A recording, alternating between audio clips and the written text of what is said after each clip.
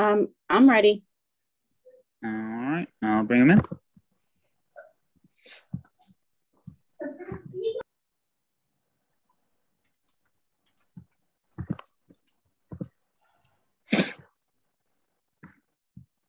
All right, I'm bringing in Eric Churchill from the group. And not sure it's taking so long here. But... just one thing is I just got a text from Tom Boland, and he says he's having some laptop issues, but he'll be in a minute. Okay. We have enough quorum, so it's okay. All right, and so Eric, I'm gonna ask you, because I'm on a laptop in my house without my dual screen ability today, if you could share your own screen, that'd be super helpful. Certainly. Well, it's nice to be back. And Jaime, I heard the story, and my condolences. That is so I guess should I take it away, or without further ado? Yeah. All right, and we have Tom now as well. Great. Let me share my screen.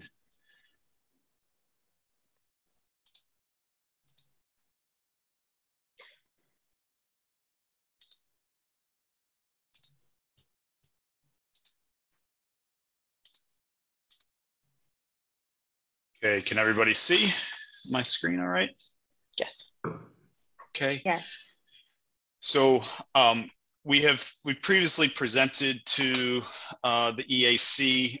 We went through a spring of talking with the zoning board, the planning board, community members, and we're listening to what everybody has had to say regarding the number of parking units, the number of units in the building, the number of parking spaces, the height of the building in the neighborhood, the proximity of the neighboring properties, and the architectural contextualization were all items that were previously raised over the course of the spring and summer.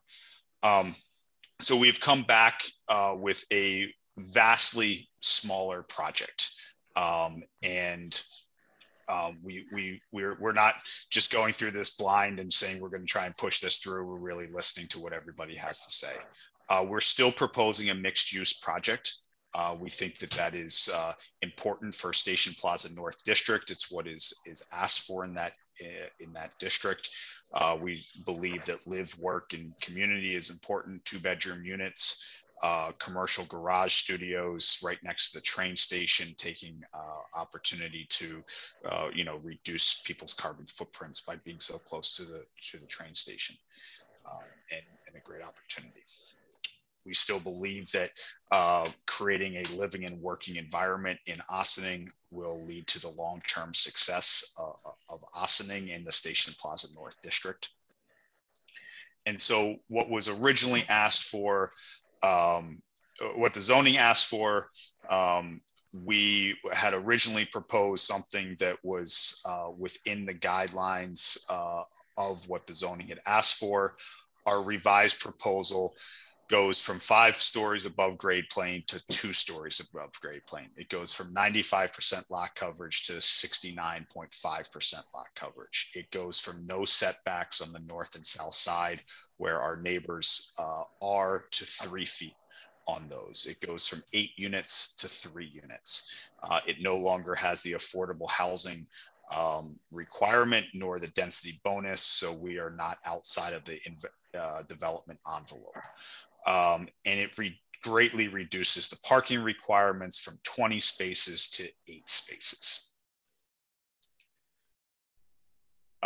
So a little bit more about the parking variance. The 2-bedroom units require 1.5 spaces. We are at 3 units now, so that's 4.5 spaces. Our commercial office space has been reduced. It is 1 spot per 400. We're now at 1,000 square feet, 2.63 spaces, that's 8 spaces. So a reduction there of those 12 spaces, which I believe is meaningful to everybody related to this project. So the previous proposal, within the, it exceeded the development envelope for that density bonus, but we're moving on from that. You can see that the scheme on the right, 2 stories above grade plane, 3 stories at the front face of it. It is well within the development envelope per zoning. So this is the lot currently. We scared the shit out of everybody with what this looks like, and our revised proposal is much smaller and we believe more contextual to the neighborhood and offset from our neighbors' properties. This is looking at it from the corner. So a little bit about the project, the 3 2-bedrooms, the commercial is now split between the ground floor and some commercial studio spaces on the back floor. If you recall from, I'm sure you don't, but the commercial studio spaces are small office spaces that are leased to you can't do, it's restricted away from things like noise, from industrial uses. These are like office type environment spaces. About 100 square feet. Can I ask a quick question? Sorry for getting in here late. The terminology garage studio, how did you come up with that? Well, that's a great question. So it's a commercial studio, and the garage, actually, if I can go on a bit of a tangent here, the garage is this very flexible space in suburban typology that provides a lot of flexibility for home offices and for making things and for doing things. And oftentimes urban areas like Ossining do not have kind of flexible making spaces that can be rented at at affordable rate.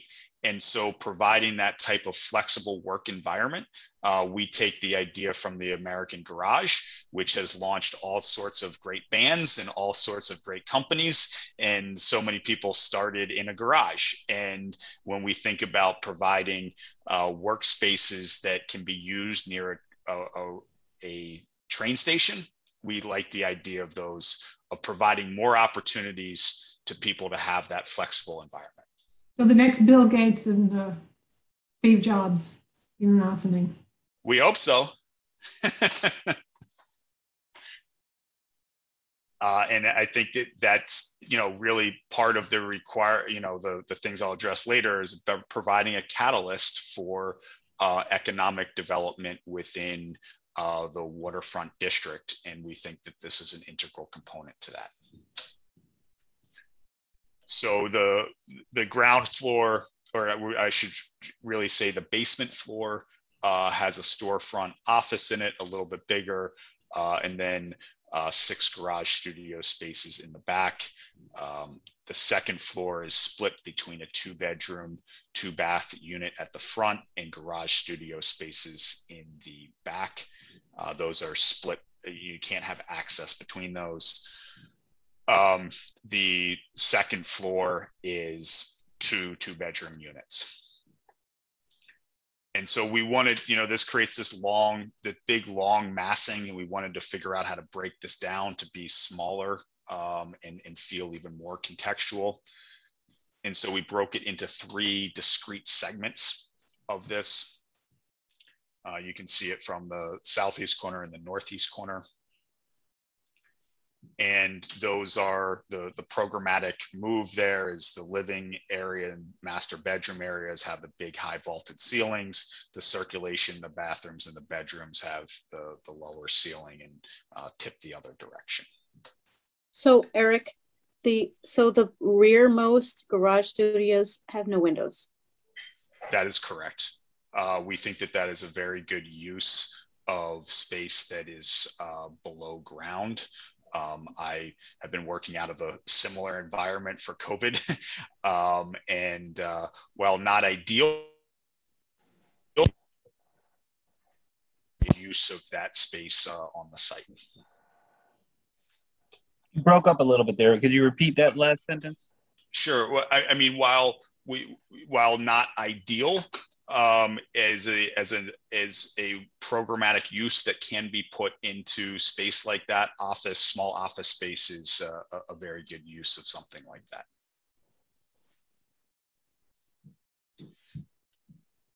So we lift the roof on the south side to get those tips. That's directionality is also facing the southern sunlight and creates the dramatic high vaulted ceilings on this.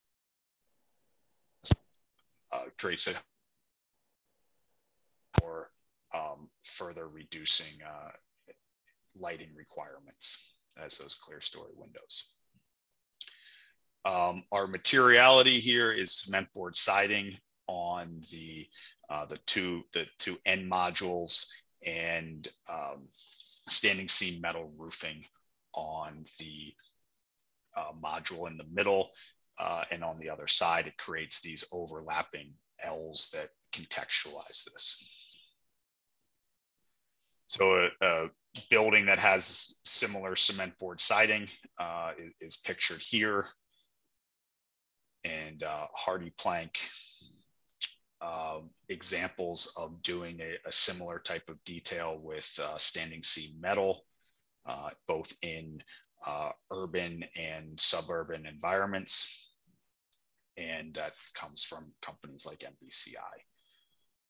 So as we look at the LWRP objectives here, to office and residential uses, we're fulfilling that requirement explicitly.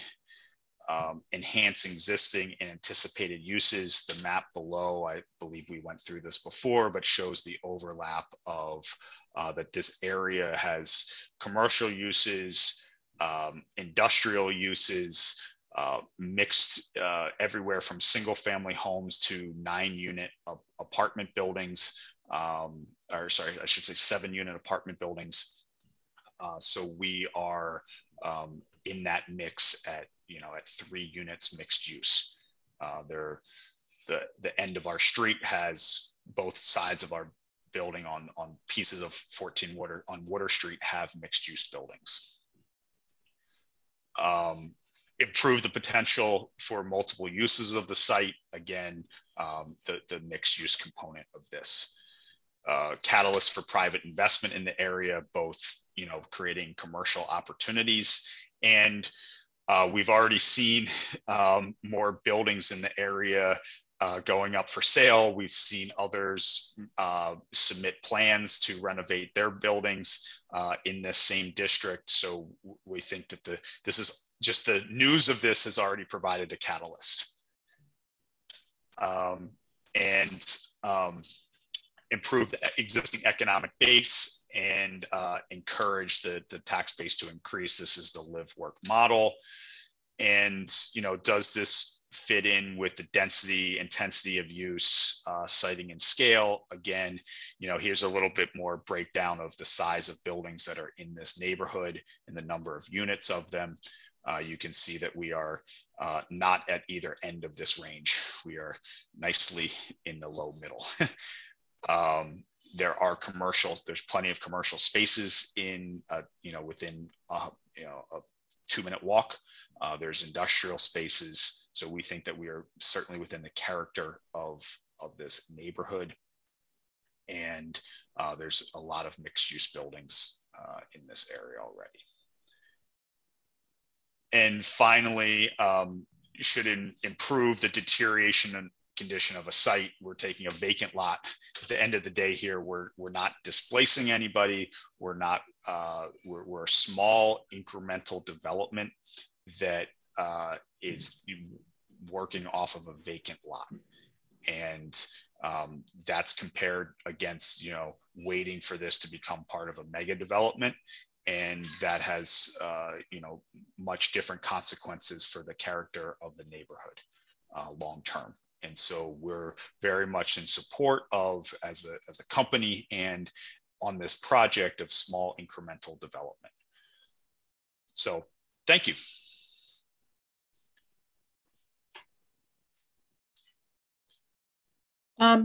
I have sort of I think I'm going to be the white elephant in the room, and let's talk about the recent storms. I see the FEMA flood map that you included with the submission shows that the edge of the FEMA flood zone is, I measured about 50 feet from around 50 feet from the proposed building envelope.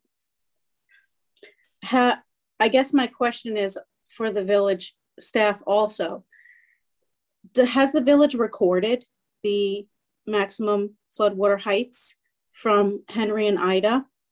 Do we know if this area was inundated? I mean, it seems like almost everybody in Ossining had water in their basement, whether or not it came in from the street or just from simply hydraulic pressure. You know, from the inundation, just pushing in through the foundations. Yeah, so we did not, as far as I know, there was no recording of the heights that occurred from Ida. Obviously, you know, this storm was much different than, say, Sandy, where you saw a storm surge, where the water along the waterfront sort of crept in. In this case, there was just such a tremendous volume of water. It did have to find some way to go. My understanding is that in that area, the only building that I believe was inundated, as far as I know, is the building that's positioned on the western side of Water Street, where it has essentially a wall that backs onto the kill.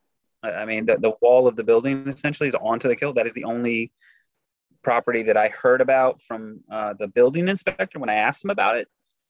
Obviously, this area is of particular interest to us, considering there's a large development down there. And so, you know, while everybody did get water, that was the only building down there.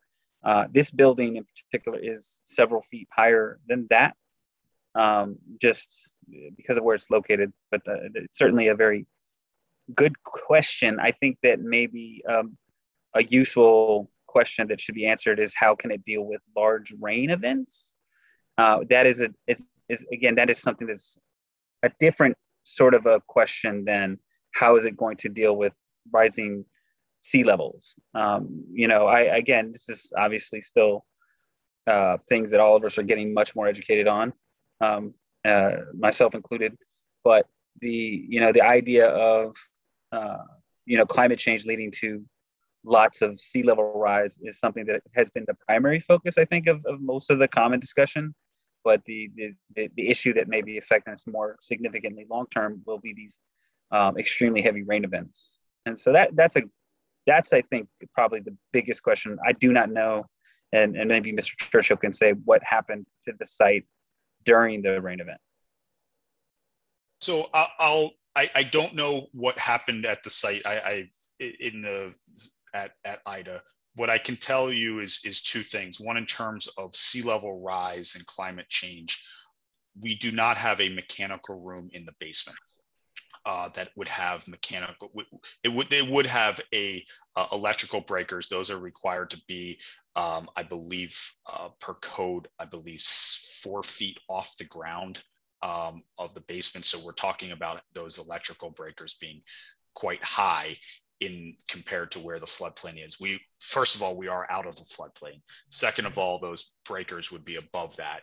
And third of all, the mechanical system that we're using would not have any central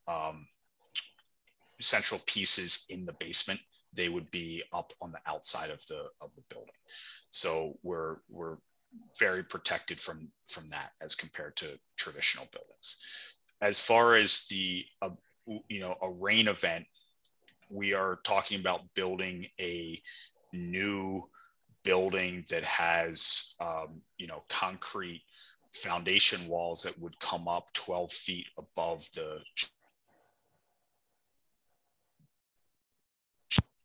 those would come up 12 feet above the street level to support the necessity of coming back into the building, into the ground there. And that would have a waterproofing on the outside of it, a full waterproofing membrane on the outside of it, and would have a trench drain at the bottom of that foundation at the footing.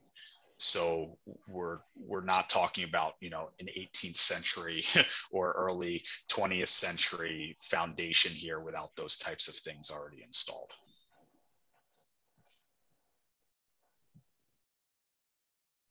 Can you talk a little bit? So there will be waterproofing on the outside. What kind of, can you discuss that a little bit? We do have an architect on the EAC, so I would be interested to know, is it a neoprene envelope, or do you have the details about that? At this point, we a detail of that, but I can tell you that it will be likely a liquid applied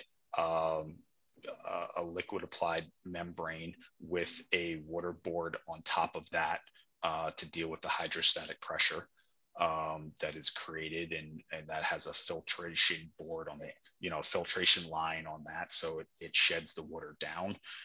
You know, these are systems that have, you know, been proven out over and over again to properly apply drainage, you know, around the foundation of a building.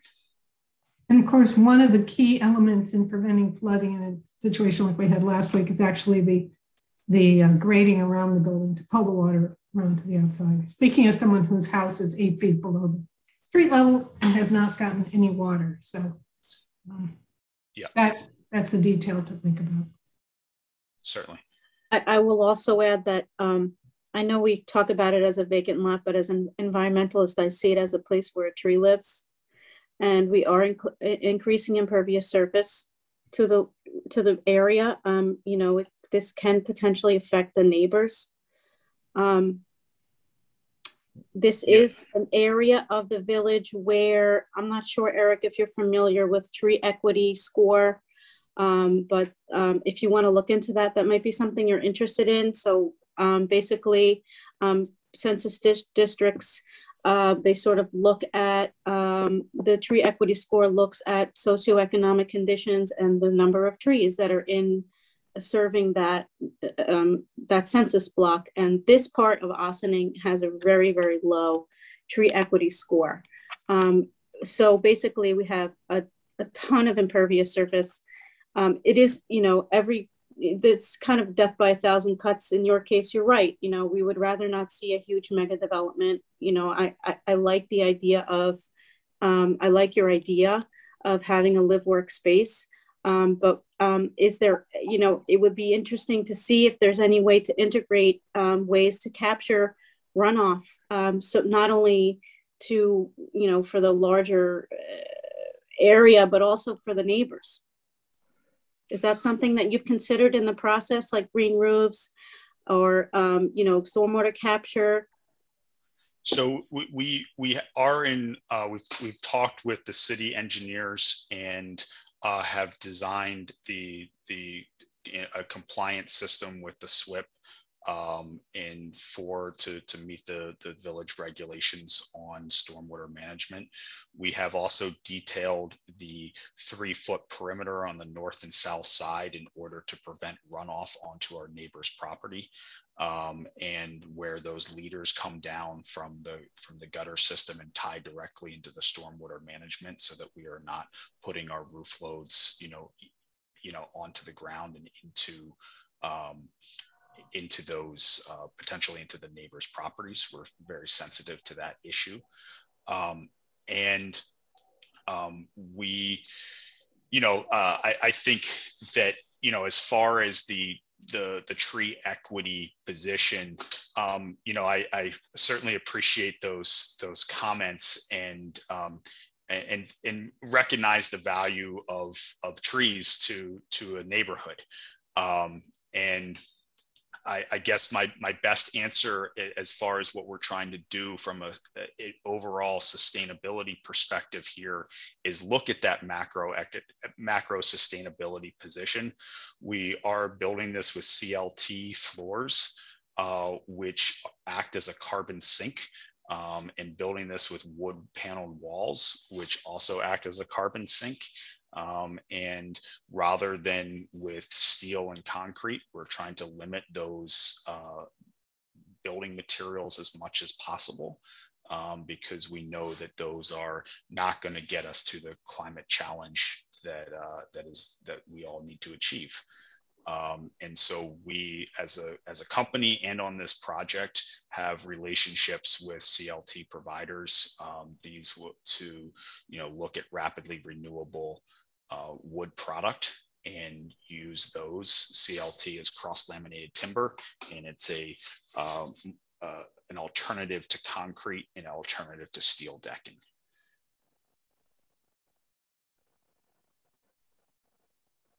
So are you pursuing any sort of LEED certification? No, I don't believe in LEED, to be very honest. I believe that LEED does not LEED creates a point checking system rather than an ultimate sustainability system. We are looking at very, very tight envelopes. We know the terminology and the requirements of Passive House, and we are very familiar with the LEED certification process. But I think that it is a false equivalency to go after LEED. I think our project would score extremely well, given that we are near, in the village like this, close to transportation. The program that we're putting in, the efficiency of the window to wall ratio of this is very good. The insulation is very good, but I don't feel that I just don't believe kind of in that point checking system. Happy to have a long conversation about this if you wish. If we could just cycle back to what Erica originally raised, you don't have that much latitude on the site to address it. But beyond the issue of reducing the carbon footprint or creating a passive house, the other element of an environmentally sustainable project, and one that enhances human well-being and is a project the village will be proud of for many years, is to address some of the things Erica was talking about, which is maybe bioswales to deal with some of the stormwater. You really don't have that much of a palette to work on here, but where you can, it would be really a great amenity. Whether that 3 foot, what goes in that 3 foot easement on either side? Is it plantings? Is it something that, that can actually soak up some of the stormwater on its own? I don't have a solution for you, but I think this should be on your radar. Certainly. And the other thing I would put on your radar, having worked on LEED projects, I know that there is in some respects, it's not the most effective way to get to zero carbon, but it also raises a lot of issues. And one that I would like to raise to see if there's any way to ameliorate it is those garage studios in the back with no windows. Can you push some of your non-occupied spaces back there? For instance, you have a small mechanical room, you have a couple of bathrooms, or at least one bathroom. Is there any way that could be shoved to the back with no windows, giving the humans who are going to be sitting in there 8, 12, 14 hours a day, a chance to look out the window? Again, something for you to think about. Sure. And the market forces are in agreement with you. If I can provide a space with a window, it will rent for more than a space without a window. The reality of those of the layout there is, by the time you get under to even where the bathrooms are, you are below grade. I will look at swapping those things around and see if we can't do anything, but we are very sensitive to that as well, and right. would love to give everybody a window. It does look like the first two have windows, the last one doesn't. That's why I'm sort of pushing this direction. But sure. See what you can do. Yep. If I could go to Catherine's suggestion, just go one step further. And I'm sorry, I missed the first meeting when we discussed this project, and I'm not privy to what the discussions were with the planning board. But when I look at this project, I ask myself, and I see that because of the changes you've made, you are now asking for a variance not to have on-site parking. Have you considered have you considered making the ground floor parking area? Is that something that was considered? Maybe, I think this is a good point, a place for me to maybe kind of jump in here to give some background as to what happened with this project. So the original project requested parking variance of, I think it was around 18 spaces or 20 spaces. The height of the building was going to be somewhere around 45 or 50 feet high in the front of the property with 4 stores over a basement. That would require the variance for the extra story, as well as a bit of a variance for the height, and obviously a significant variance for the parking. So the original proposal included, I'm sorry to interrupt you, Jaime, the original proposal included a basement parking. No, there was never any parking ever proposed at any point.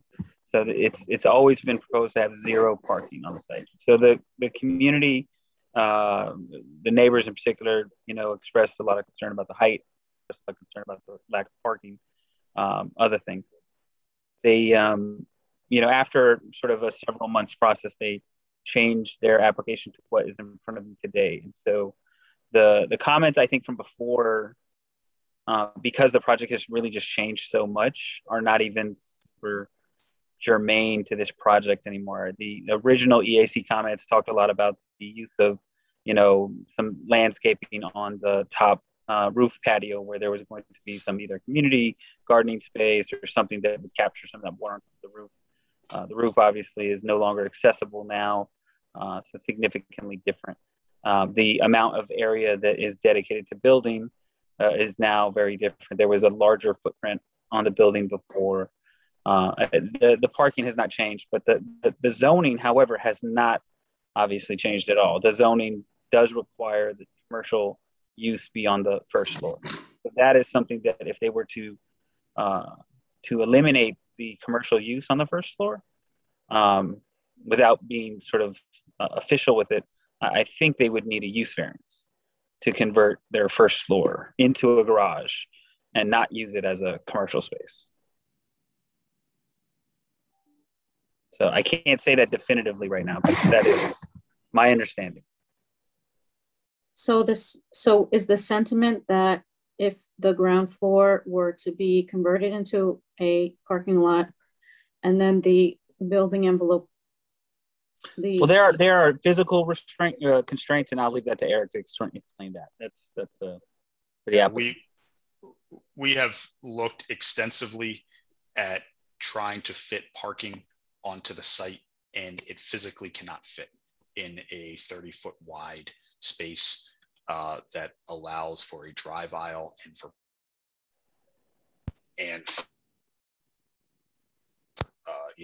any use, for bringing your cores down, your stairs, etc. You can't fit parking on a 30-foot lot. Even if we wanted to do this whole thing as only parking, this whole project is just parking, you might be able to get 3 spots. And at the expense of having people backing across a pedestrian, a sidewalk, which will create a dangerous condition.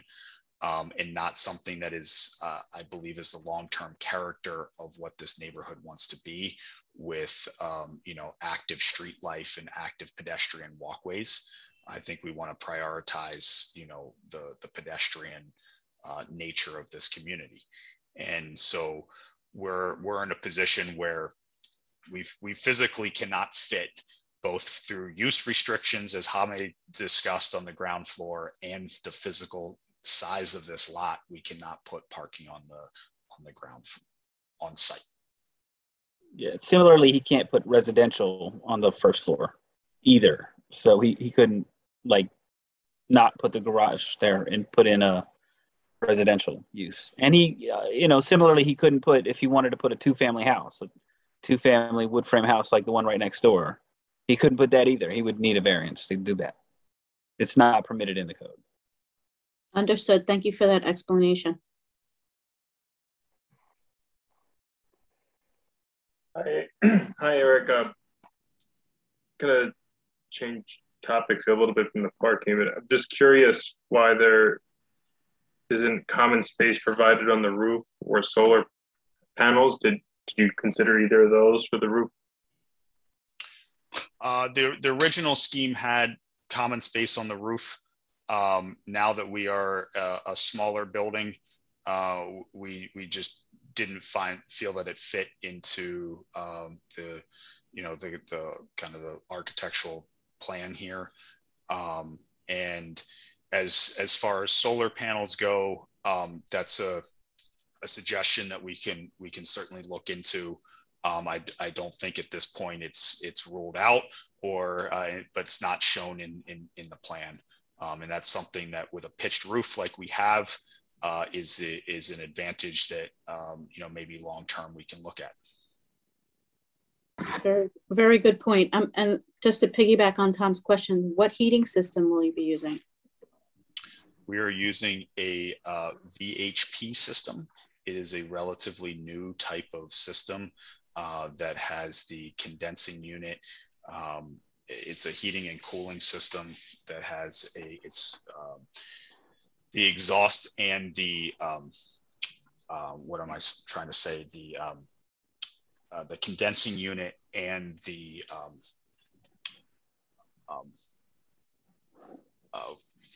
air exchanger to prevent the loss of cold air are all sitting in the unit. So it's done at a unit level. And that is the residential system. On the ground floor for the commercial studios, those would be mini split systems. Is the residential essentially a heat pump? It is. System? Okay. But it is individual to each unit, right. But it does not require an exterior condenser. The condenser is in the unit. Okay. So the fuel is electric? Yes, it is.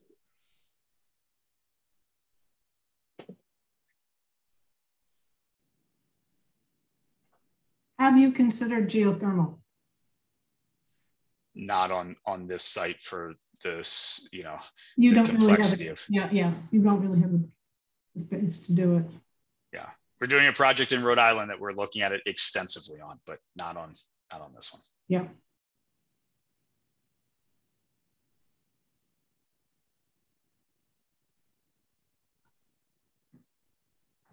Sorry if this was covered at the first presentation. I don't recall, but do the units offer bike storage, or is there bike storage on the lower level? Or it's a common comment we've been given applicants. We probably did discuss it, but I don't recall what the answer was. Sure, we do on the ground floor.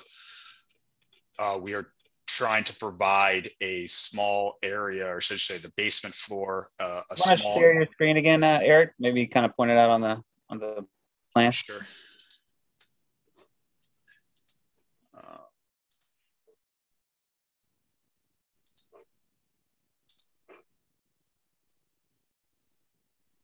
So in the and we've actually reworked this a little bit just this week, or last week, I should say. Underneath this front stair in the residential vestibule, we have jiggered this around to create both some better stroller storage and bike storage under there, so that folks with strollers, families can leave their stroller at the ground floor and park it underneath the stairs. You'd be able to put a bike vertically in that space as well. And so there's a few spaces there. So maybe like 2 or 3 strollers and 2 bikes. Yes. We're hopeful to be able to fit 1 for each unit. 1 bike for each living unit. Yes. And I think it would be awesome if there were some public bike racks over by the train station, that if people, wanted to park their bike over at the train station, that they could do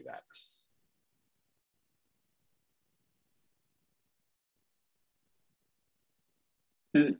Is there an elevator, Eric? There is not.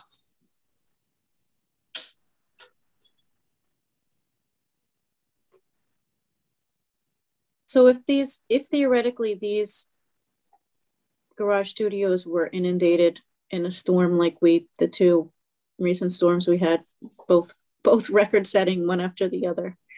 If they were inundated, the materials that you're using, have you thought about using materials that can, be easily cleaned, that, won't have to be torn out and trashed?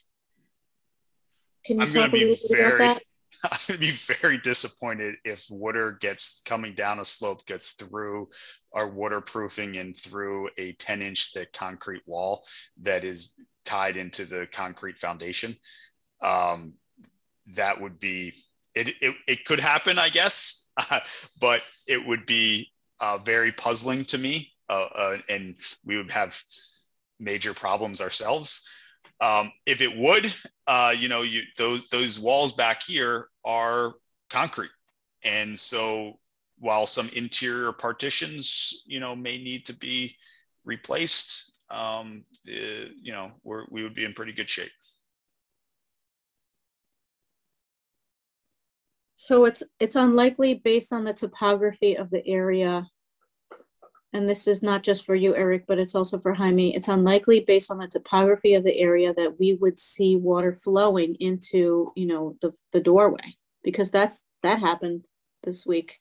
People had water just coming in the front door, but it looks like it's not really. Yeah, so the site basically has a somewhat steep, decline going from the back of the property to the front of the property on Water Street. And then within Water Street itself, I think the water sort of drains sort of southerly. If you're looking at that picture to the right, it goes down the hill to the right towards Secor, where there are, drainage tie-ins to the storm drains. So it would be, depending on how they build it, I'm assuming that the building itself is going to sort of, have a slope in the front of the building towards the street.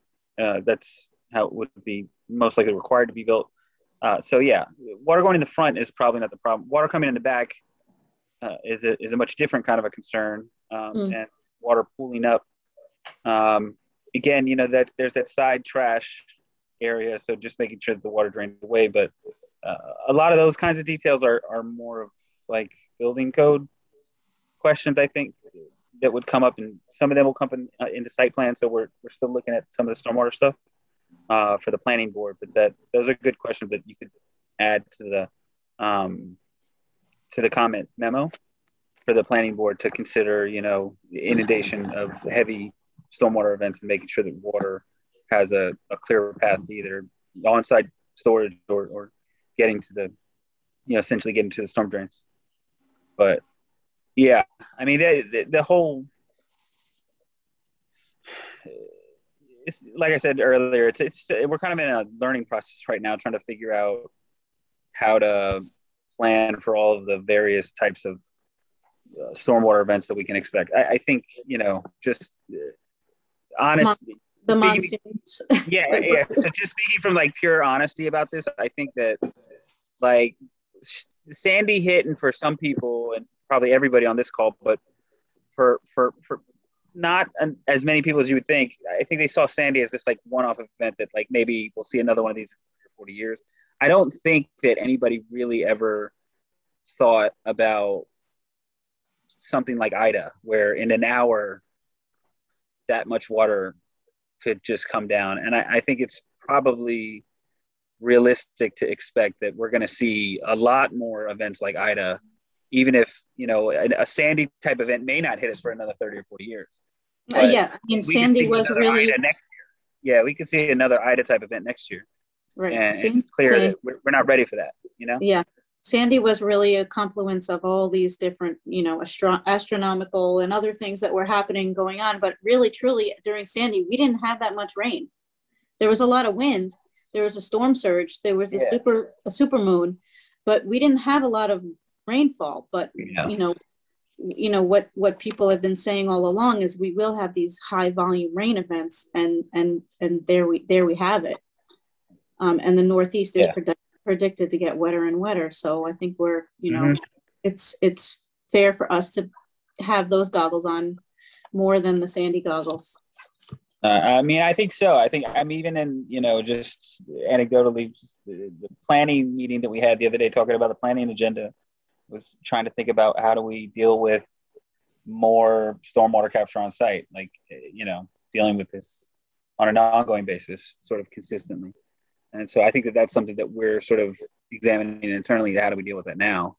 Because we get a lot of people who come in who have developed sites who say they want to, tear down the existing use and put up something new, but it's already developed, so we're not going to increase the amount of development on the site. But they're still, they're trying to use that as an excuse to not do anything with the stormwater that hasn't been dealt with for 100 years, and that's probably, that's not acceptable for us to try to figure out, well, how do we deal with that? How do we deal with that through our process to make sure that these things get addressed? Because in 50 years, when this new building is still standing, our water problems are just going to be worse. You know what I mean? Right. So, I mean, from my professional experience standpoint, I mean, I think a green roof would certainly, help with the impervious surface, help with the capture and reduction of the velocity of the high volume rain events. But I'm not an engineer, so I'm curious to know if it's possible with a building on this site to have some sort of retention device that would capture and retain. Is that during high volume rain events to capture and retain so that the stormwater capture system doesn't get inundated? Is that a thing? Because I'm not an engineer. I'm just asking folks. I'm not an engineer either. I think it's a good comment. I wouldn't even attempt to try to answer that question. I think that's a really good comment to forward. I do know that the engineering consultants have been looking at the SWIP stuff. Yeah, we've complied with the SWIP analysis and what is currently there, and we've submitted that, and the consulting engineers have responded with comments that we've responded to, and we will continue to try to make sure that heavy storm events are anticipated, and we're not damaging our own building nor damaging our neighbors' buildings. I'll just speak up as an engineer, Erica. If I'm understanding the applicant's proposal, it seems like they're looking at waterproofing the structure and providing drainage to prevent water from backing up into the structure. And as Catherine pointed out, I don't think there's really much room for retention measures on the lot. That's correct. So Tom, have you not seen in your experience a sort of like a subterranean capture? I have, but vessel?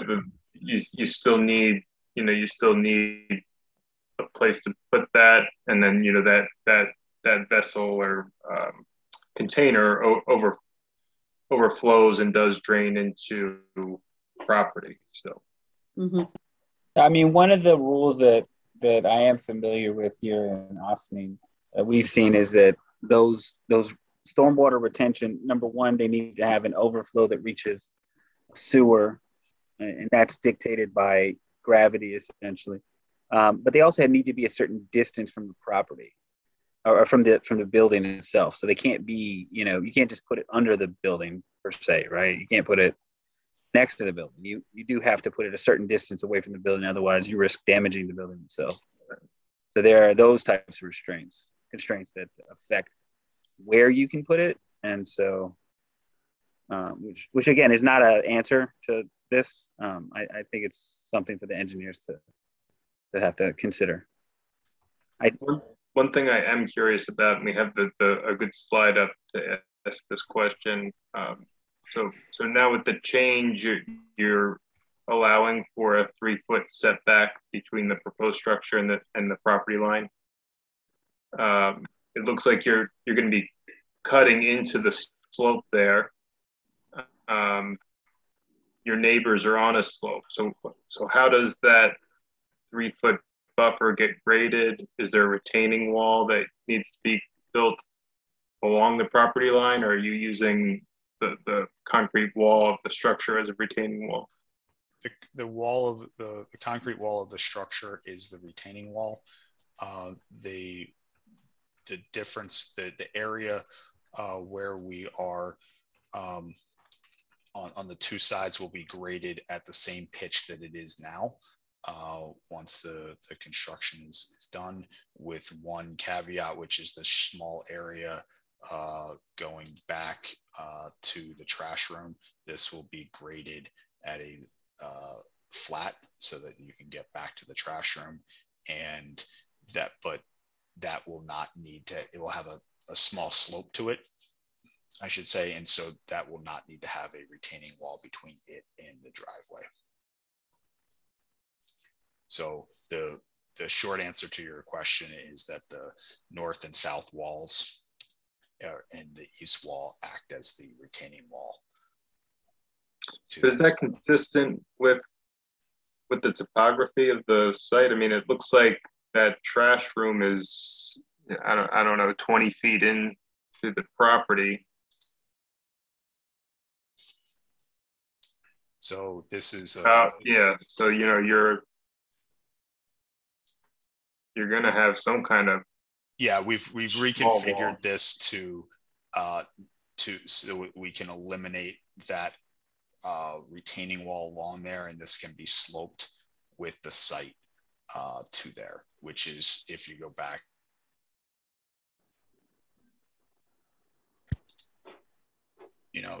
this same type of slope here. Okay, so that is where you're going to be relying on your drainage, because if correct, you're getting runoff from behind the property, it's going to funnel down into that passage. Could get into the door. You follow that? Yes. Yep. Understood. We certainly don't want it to flow into that door, and I believe our site plan will address those concerns.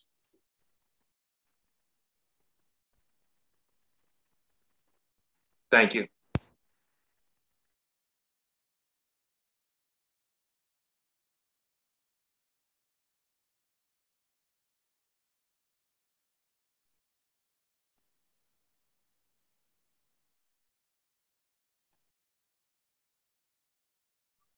I don't have any questions for the plan. This is a very different plan than what we saw a couple of months ago.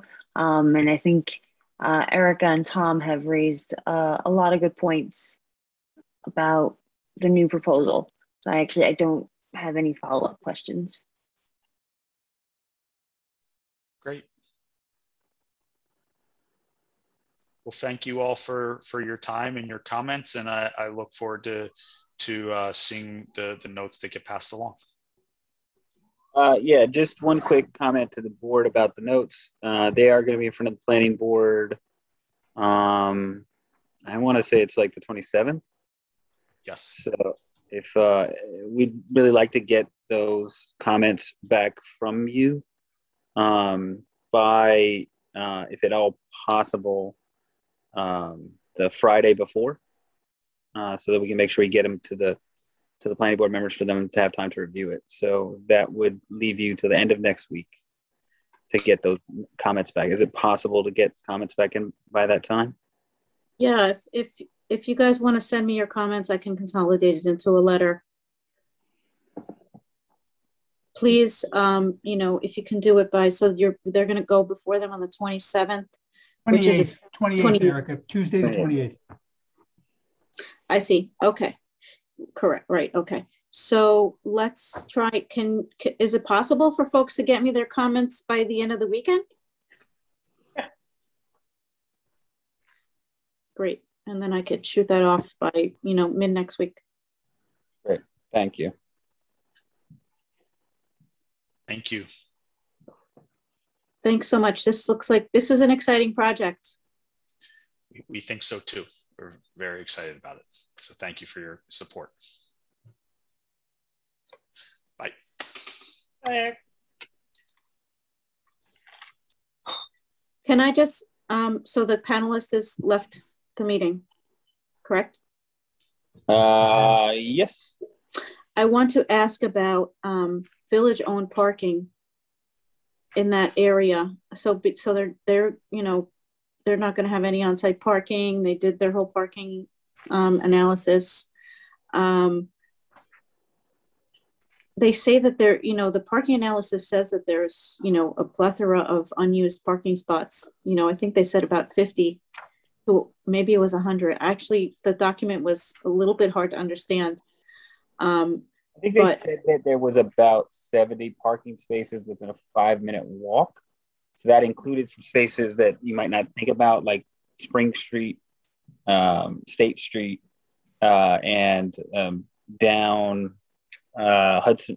No, what street is that over there? I apologize. The one about on Seeker, right off of Seeker. I'm forgetting the name of the street now. Hunter.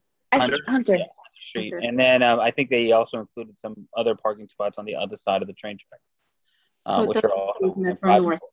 So Obviously. I mean, I don't think it's probably not a great idea to like over exaggerate what that means. I mean, getting to 70 isn't that hard. They did do a count, obviously. So they're not, I don't, you know, unless their consultant is lying, and I don't believe they are. Their consultant did work for us as well. Mm-hmm. So that we know them very well. So it's not impossible or that hard to believe, but 50 sounds like a lot, but it's not that much when you consider the pretty broad area that they had to look. I think if you just went within a 1-minute walk, you would say that there's no parking. So there's nothing within a minute away there, probably. There's nothing on Water Street, and there's also some limitations to the ability to use the parking lot over there. So they can't necessarily use that parking lot down by the train station, which I think is, you know, prior to COVID was always heavily used and is now certainly much less used. Okay. From my experience, that once I gave up my commuter parking pass when I retired, there certainly is a perception that's very real. Aside from, you know, prior to COVID, there is a real lack of parking in that area. And I don't think parking is the highest and best use of land. So probably we're all better off for discouraging cars, but I think the village has to be prepared for a lot of complaining. Yeah, I mean, when you look at the GIS map earlier, I'm looking at the GIS map and I'm like, why is there not a multi-story parking structure down there already? There's so much footprint for parking. Erica, let's not talk about it. Please don't. Yeah, We're let's. off topic. Okay. Thank you, Stuart. Let's Thank you. let's talk about it. We're off topic. Okay, so I don't have any more comments. Let's move on, if that's okay with everyone else. Yeah, since we have one more to go through tonight. Jaime, can you control it from there? Because you've got. I can, yeah. If you just give me 2 seconds, I'm going to share my screen here. Folks, this is the Shattemuc proposal. Yeah. And this came to us from the Department of State. So this is not a referral from any village land use board, because they would be they are the permitting agency. Yeah.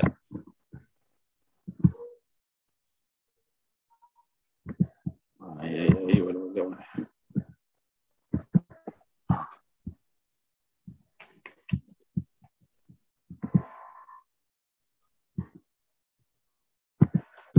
Apologies if I got like weird black spots all over the place here. Normally I have a second screen, which makes this whole thing a lot better. So just if I need to move anything, just let me know. So Shattemuc is doing some work, and they need to get an approval from the state to do this. So the state is the official reviewing body. It's not the planning board or the village or any of the village boards. So state reached out to us and asked if it could be approved for LWRP approval. The state essentially said that, you know, if we don't provide any comments, and they will assume that there are no issues. So we are in a position that we can provide zero, if the EAC has no comments, then you can just sort of defer and say, no, we'll not provide any comments, and that will be your comment. 30 days will go by and we'll be done. So the deadline to provide comments, Stuart, I apologize. I'm now actually forgetting. When is the deadline? It's pretty soon, right? Yeah, it was quite, yeah, I have to go back and look at the cover letter that we got from the DEC guy. Hang on just one second. Yeah. Let me see if I can find it. It is pretty soon because, and we just got this within the past couple of days. So they were not. Yeah. Let's just see.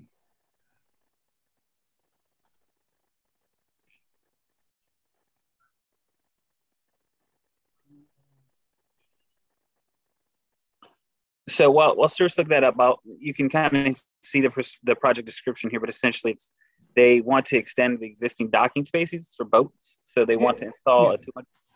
They're just looking for a response within 30 days. That's basically what it is. Okay.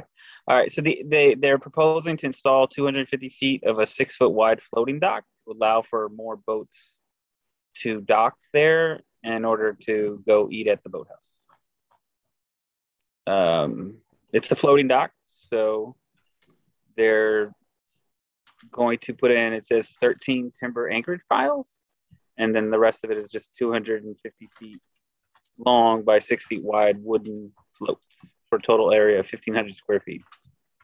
And there'll be no dredging, so they'll just be putting in those piles and laying down the floating docks. And that's pretty much it. So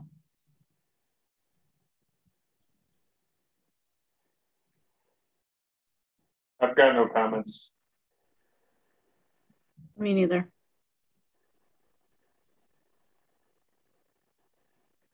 Going once, going twice. I have no comments. All right, then. No comments. Sounds good. Then I'll send them an email and say that there are no comments. And that'll be that. Okay. That's done.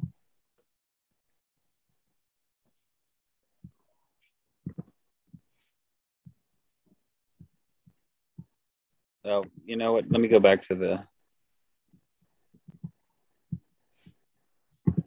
So, other than that, you did have the open space inventory that you want to talk about today, and the tree ordinance that you want to talk about today.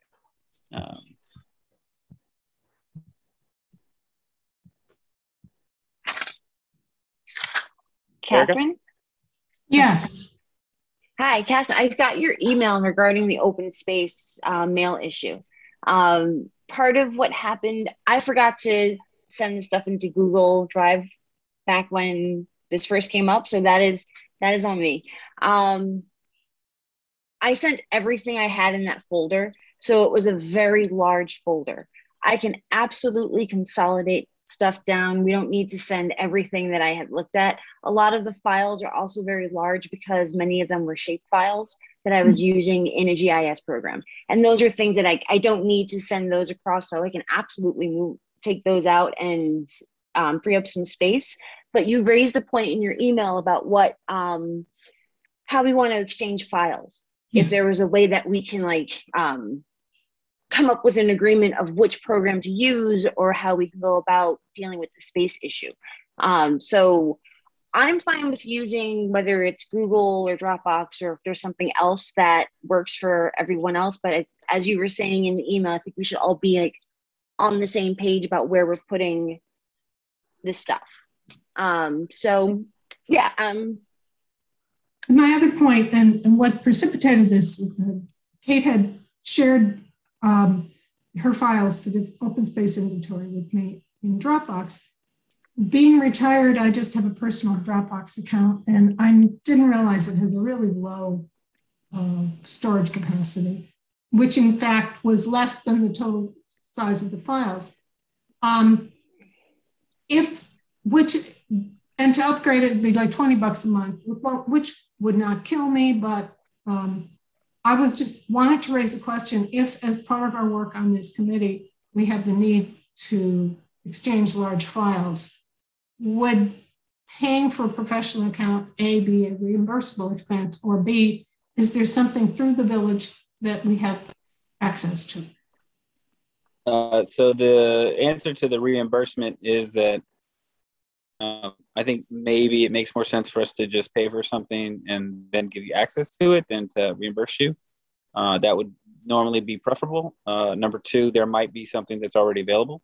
So if you just shoot me an email, we can send it over to Craig Cooper and see what he has. And so if there's something that you specifically want to use, like I use Prezi a lot, right? So Prezi is a presentation tool.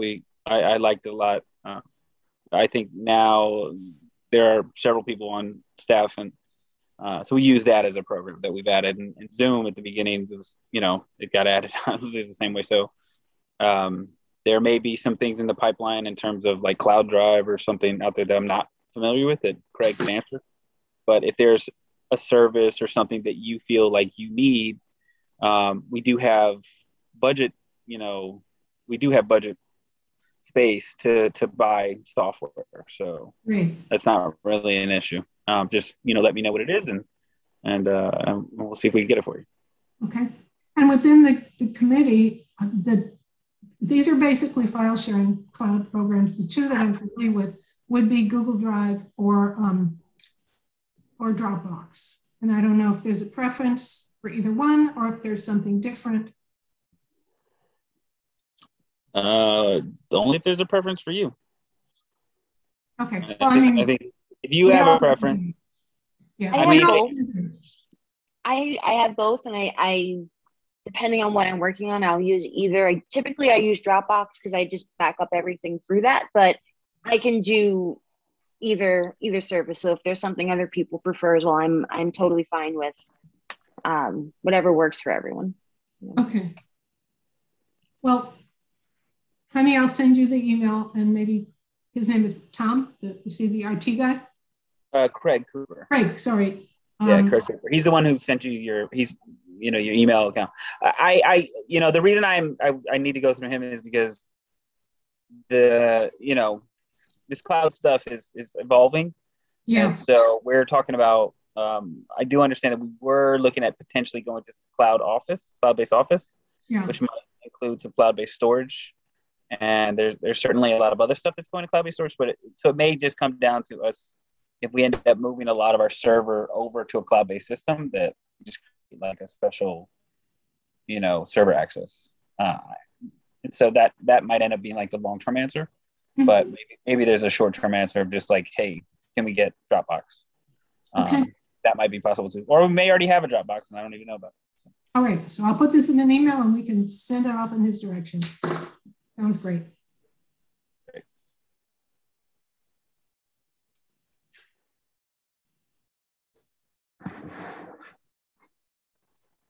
Okay, so regarding the open space inventory, I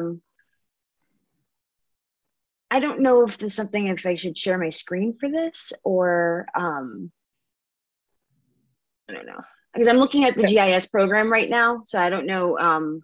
That's a good idea. Would be best. Yeah. I've never shared my screen via Zoom, so you're going to have to bear with me on how to do that. Piece of cake. You're a smart gal. I'll figure it out, right? She has permission. There's a little green thing on the bottom of the screen. Yeah. I don't know what you're seeing. There we go. Yep. You see my screen? Okay. Oh, wonderful. Okay. So I put together, I have a few maps or a few base maps that I've been working on, and this would actually, I think, be very helpful for that 14 Water Street project that we were just looking at as well. I'm just going to zoom in on the area. So here, for example, like I have the floodplain for the village, as well as a hurricane planning zone for the village. I was able to get a shapefile for that. I didn't put the buffers in yet, so it's not showing the full extent of a 50-foot buffer or a 100-foot buffer on it, but I can turn off some of. But we can see things like floodplain zones. We could see where the projected water line would be for hurricane events. So things like what happened with Ida. It's like we were saying earlier, Sandy was one of those kind of freak occurrences with multiple factors going into it. But we now, if we want, have the ability to map some of this stuff out on our own. What I really would like to do, though, is be able to sit down with people in person. And I know that might be difficult right now, given COVID, to show everybody kind of like how to access all of this, because I know that you don't have the programs at home, but at least to show you what we're able to work with. This map also is inclusive of stuff that the state has deemed open space within the county. I can put stuff in here for the surrounding municipalities, but we have things like open space as far as what are our schools, parkland. I can pull out vacant lots in here as well. And that was something that Erica and I were talking about the other day. Let me see if I can pull up I had another map that was up and now I'm kind of confused on how to get it back. I think it was this one. Yes. So in this particular one, looking at something that we've talked about repeatedly is trying to flag some of these lots that are empty that we could possibly, whether it be conserve or not have in the rotation for development, either because they're some of the few remaining large open space lots that we have, or they're on geographic areas that really aren't conducive for development. I know we have a lot of steep slopes. And there were a few properties, for example, that Erica, you had mentioned recently that were, and maybe these right here. So everything that's yellow is what the village has considered to be vacant lots. The brown that's on the screen, I don't know how well you guys can see it, but the brown that's on the screen, or the very light beige color, whatever that is, are the steep slopes. So the stuff that's yellow here, these are vacant lots on some of the steep slopes, and some of them are small and some of them are connected. And I think, Erica, you had mentioned there was either a 1 or 2 acre sized lot near Ferris, perhaps, was it? And it might be this yellow patch that's over here. Yep. That's a forested lot. So I'm guessing it's subdivided. It's subdivided, but they're contiguous. Right. So like we can see that owner. It is? Okay. It is one owner. Yeah. So if we, for example, for the rest of the folks on the call, we had a separate meeting recently with the Westchester Land Trust. This could be a nice parcel to try and solicit, because it has steep slopes. It's pretty much inaccessible. It has heretofore never been developed because it's inaccessible and it has steep slopes.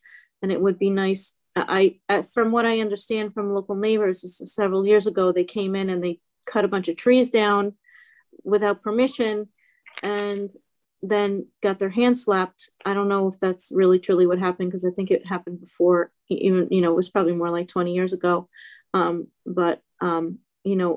Certainly we wouldn't want that to happen again. So this would be an interesting parcel, because, in the village, we do have very few large contiguous forested areas like that.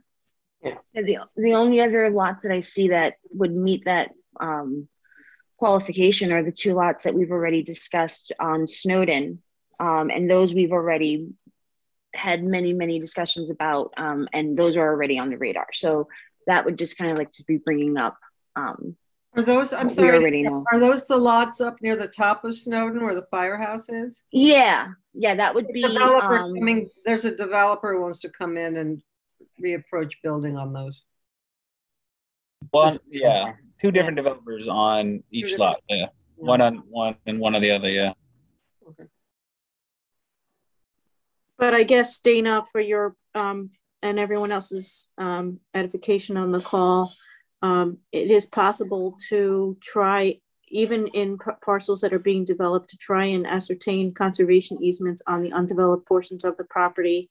And those types of conservation easements would often, require that those undeveloped portions of the property are, forested, which, trees provide maximum CO2 uptake, water uptake. So I think that's, even if they are developed, if we could, the Westchester Land Trust is sort of a non-aggressive, non-confrontational, neutral party that helps the villages like ours negotiate green space even into developments.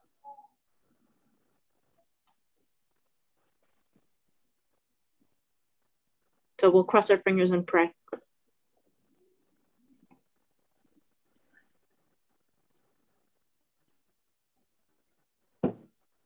Am I still on mute? No, I'm not on mute. So using this though, I have a lot of layers on this. So something that came up before the pandemic was whether we could have someone who can actually, make these into printable maps. I drew a lot of influence from other open space inventories that were done in Westchester, but also in Ulster County, and I think Orange County was another one. And they made some very detailed inventories. I mean, like 100-page long reports that I unfortunately just don't have the time to put together, at least alone. So that might be something that we might be able to approach in the future, about getting these maps in a printable form that could be used outside of the GIS program. We do have a plotter, and the plotter has now been moved so that I can print on it anytime I want. It's moved to an open room. So if you have any map that you ever want printed, you can email me and I can print it and you can pick it up like 30 minutes later. Oh, good to know. Okay. Yeah, we've had a plotter for some time now, but it precedes me. But I was always kind of locked away in the IT office. But okay. It just got moved either today or yesterday to the place where, not the room where we normally would have our meetings, but the next room. Okay. Conference. So it's in there, and so now anytime we need to print, I can just print it there and go downstairs, and that's it. So very simple. That is very good to know. So then I'll put this to the rest of the board. If people are comfortable with getting together in person, I would be more than happy to sit down with people individually or as a group and go through everything that's here. Because it's a lot, and I think for the purposes of the meeting, it would be too much to go through in such detail, but I would be more than happy to sit down with everyone, and we can then pick and choose which particular features we might want to highlight and send to Jaime for printing, or at least putting something in some sort of an official publication for the village. Because I think ultimately that's what this was for, so that the village had something that was usable going forward. And I think it would be something that would be also helpful if we're still pushing forward with the tree ordinance or any type of tree project. I don't know where we are with that. So something like this might be helpful as a base map to get something like that rolling, if it's not already. So if people are interested in getting together, just let me know. With the exception of Wednesdays, I am free in the morning and early afternoons. I would be interested. We'll see what everybody else says. I'm interested. I'm just not sure about my availability. So just let me know when you guys are able to find a time that works, and I'll join if I can. Okay. Yeah. Yeah, I agree with Tom. So when you say there's a lot, can you just kind of quickly run down? So I've pulled out things from land use. I've categorized the land use, so we know whether it's a commercial, mixed lot, if it's open space, stuff that's vacant. What type of space is it? Is it a auto mechanic place versus commercial building versus industry. I have the county trails, the park trails, all of the open space that was highlighted by the county, as well as stuff that the state highlighted, which don't necessarily overlap with each other. So we have, what else do I have here? Water bodies, I did include streams, wetlands. There's a buffer zone built in as well for the water bodies. I have the floodplains. Let me pull up the other, excuse me, sorry. Bless you, Leilani. Thank you, sorry. I know allergies have been really bad. Yeah, mine are kicking up like you wouldn't believe. So I promise it's not COVID. Same thing going on at home. I don't know if you can see where I'm scrolling on the lower left-hand corner of the screen as well. So this is a separate map that I've put together, which has, you know, public lands, the public parklands, state parkway lands, which does cover some of the green space, not necessarily publicly accessible, but that stuff that hasn't been developed. Transportation routes, I put in all of the streets and land use so that we know exactly what's been developed, where we have impervious surface, residential versus, you know, all of the different zoning.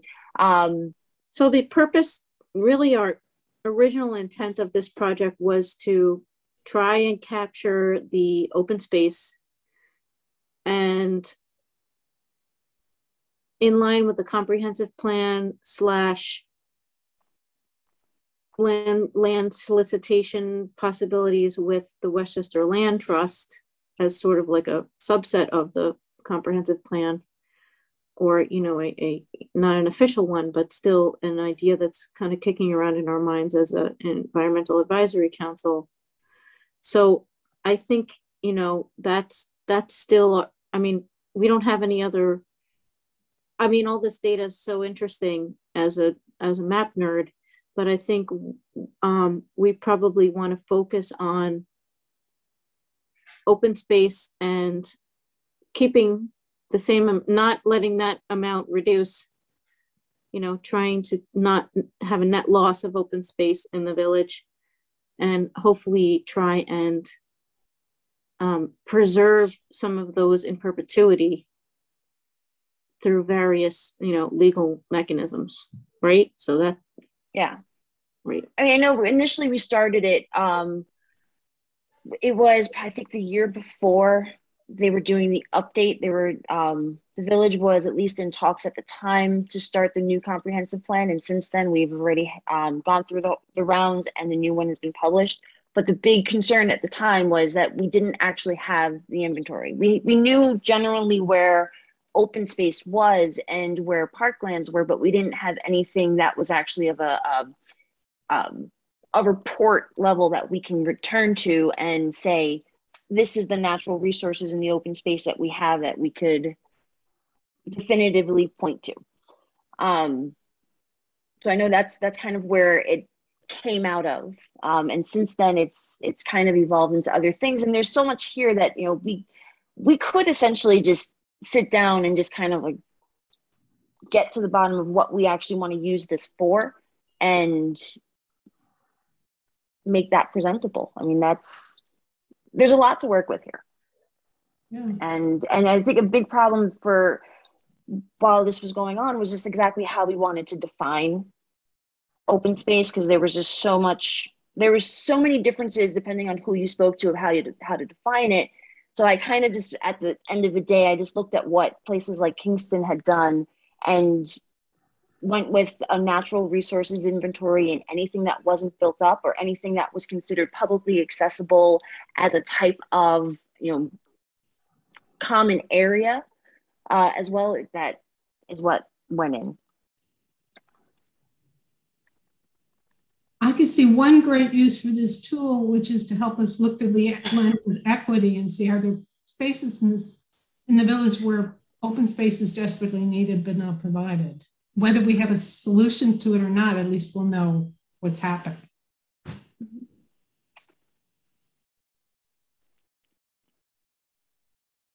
Right. I mean, I have a question that's sort of reading a book with my son recently. I sort of wondered to myself, do we have like official land use, I guess, political boundaries defining like the areas of Ossining? Like, you know, there's the Crotonville, there's Sparta, there's, you know, is there such a thing as like official designated regions that we could, you mean like the neighborhoods? Right, neighborhoods. I didn't see anything as far as a file that was available for that, but I don't see why that's not something that can't be put in, or at least something labeled. So in terms of Catherine's point about like equity in certain parts of the village, if we could say, you know, this, maybe census block districts would be the right layer. I can pull that out. Yeah. Mm-hmm. Whether it be the block layers or the tracts. Plan breaks down, I think it's not 9, you know, neighborhoods or regions, but that's west of 9, not the whole village. But it's maybe a starting point. Did you say the comprehensive plan, Tom? No, the LWRP, the local water revitalization plan.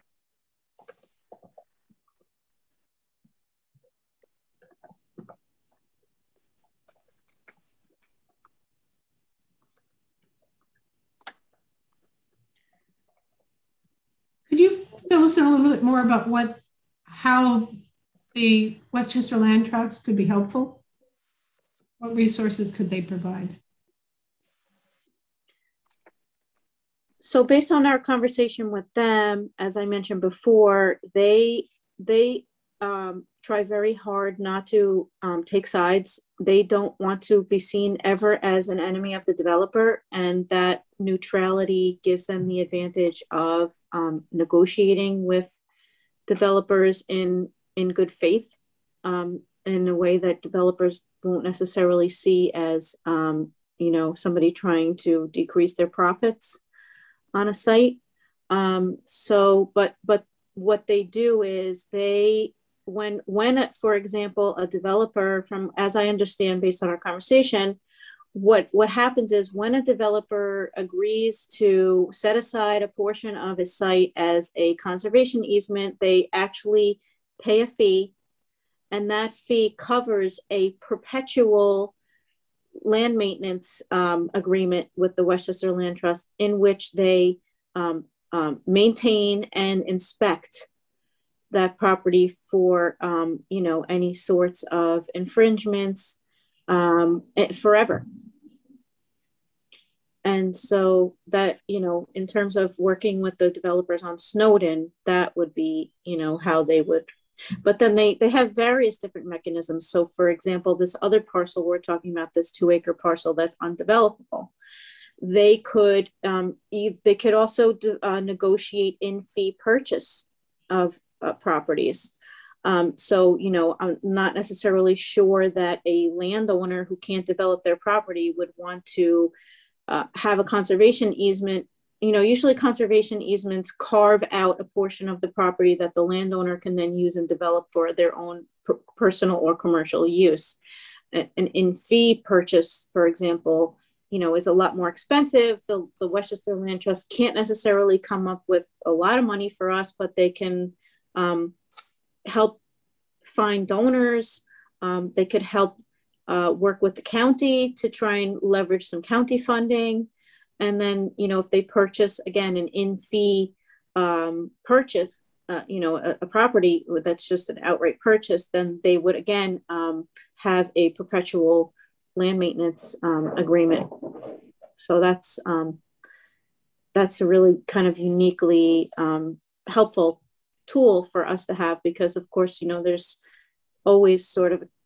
often sort of a contentious relationship between you know, developers and the powers that be. So they have that like awesome level of neutrality, right, that helps them work for a greater cause. And I would think, again, I'm just diving into this for the first time, given the dense, for the most part, the dense development already within the village of Ossining and the very small undeveloped properties, the idea of negotiating with the developer for conservation easement is a great one when you have enough space to carve out something. The situation like the one you're talking about, was that on Ferris, sounds really appealing because it could save what's a relatively small piece of undeveloped land. So there's lots of options. That's great.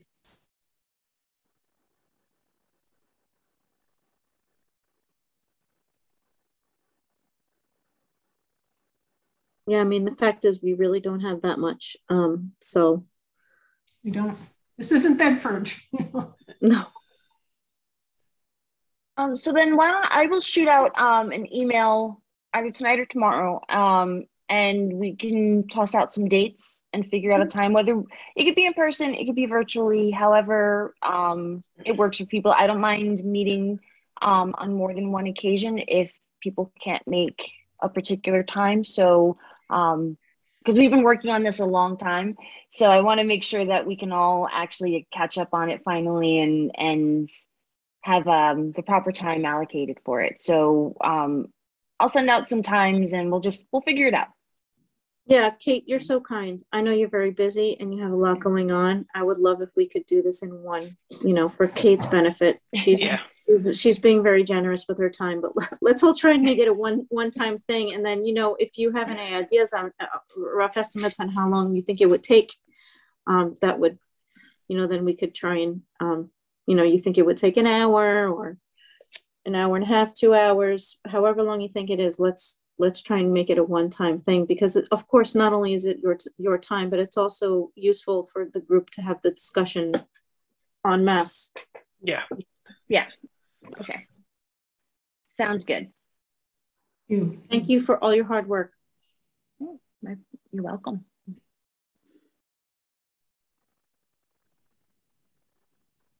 So are we ready to move on to Jessica's famous tree inventory project?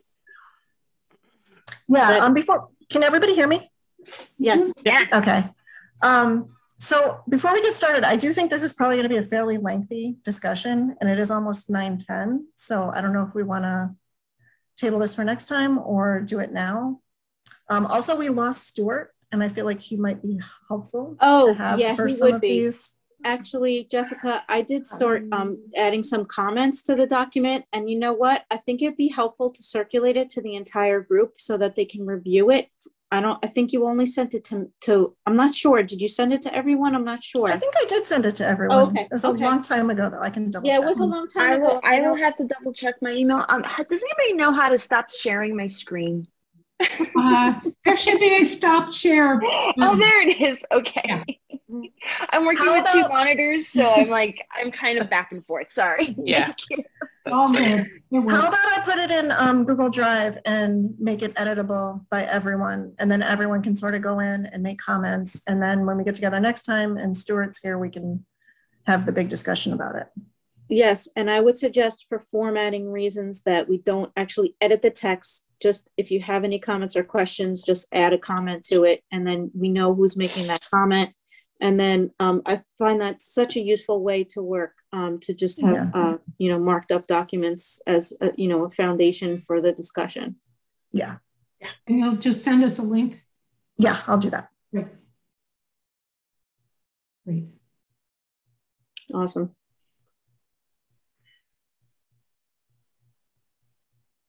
Well, thank you guys so much. I, for one, have to spend about 9 hours in waiters traipsing through a wetland tomorrow. So that might be fun. I need to get my beauty sleep. Okay. Yeah, good. Don't slip. Good luck. I will. Good luck. Have a good evening. Thank you so much, everybody. Yeah. Good night, everyone. Good night. Ready? Bye.